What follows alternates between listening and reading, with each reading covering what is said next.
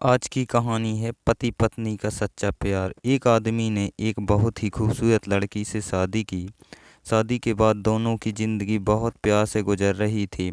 वह उसे बहुत चाहता था और उसकी खूबसूरती की हमेशा तारीफ किया करता था। लेकिन कुछ महीने के बाद लड़की चर्म रोग से ग्रसित हो गई और धीरे धीरे उसकी खूबसूरती जाने लगी। खुद को इस तरह देख उसने मन में डर सामने लगा लिया कि यदि वह बदसूरत हो गई तो उसका पति उससे नफरत करने लगेगा और वह उसकी नफरत बर्दाश्त नहीं कर पाएगी। इस बीच एक दिन पति को किसी काम से शहर से बाहर जाना पड़ा। काम खत्म कर जब वह घर वापस लौट रहा था, उसका एक्सीडेंट हो गया। एक्सीडेंट में उसने अपनी दोनों आंखें खो दी, लेकिन इसके बावजूद भी उन दोनों की ज़िंदगी सामान्य तरीके से आगे बढ़ती रही।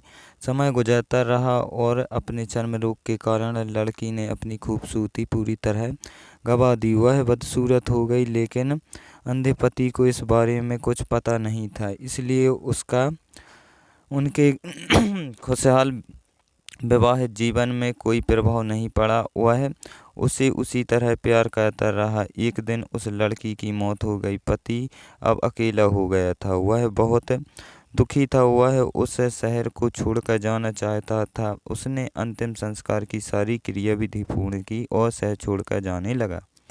तभी एक आदमी ने पीछे से उसे पुकारा और पास आकर कहा, अब तुम बिना सहारे के अकेले कैसे चल पाओगे? इतने साल तो तुम्हारी पत्नी तुम्हारी मदद किया करती थी।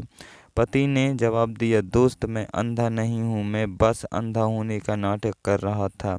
क्योंकि यदि मेरी पत्नी को पता चल जाता कि मैं उसकी बदसूरती देख सकता हूँ, तो यह उसे उसके रोग से ज़्यादा दर्द देता। इसलिए मैंने इतने साल अंधे होने का दिखावा किया। वह बहुत अच्छी पत्नी थी, मैं बस उसे खुश रखना चाहता था।